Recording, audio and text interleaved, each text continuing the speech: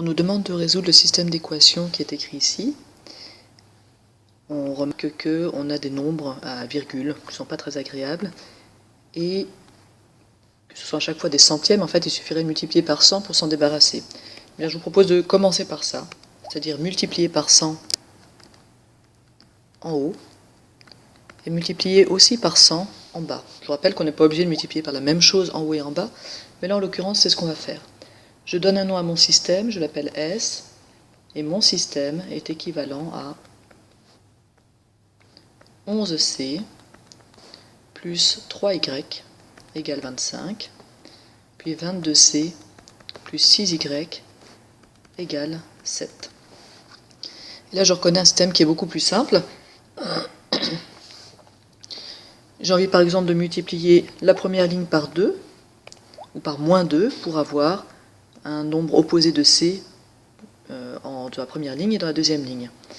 Vous avez peut-être déjà remarqué qu'on aura aussi un nombre opposé de Y, ça va donc pas très bien se passer, mais faisons-le pour nous en rendre bien compte.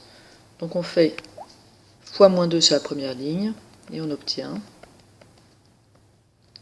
moins 22C, moins 6Y, égale moins 50. On n'oublie pas de multiplier aussi à droite par moins 2, et pour la deuxième ligne, je garde 22C plus 6Y égale 7.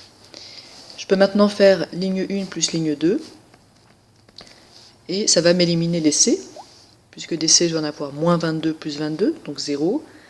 Et il se trouve que ça m'élimine aussi les Y, puisque j'en ai moins 6 plus 6, donc 0. Finalement, à gauche, il me reste 0. J'ai plus d'inconnus.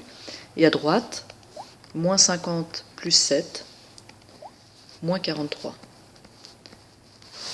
Ça, c'est évidemment pas possible, on ne peut pas avoir 0 qui est égal à moins 43, ce qui veut dire que notre système ici n'avait pas de solution, et donc ici non plus, puisque les systèmes sont équivalents, ils ont donc les mêmes solutions, et donc le premier non plus.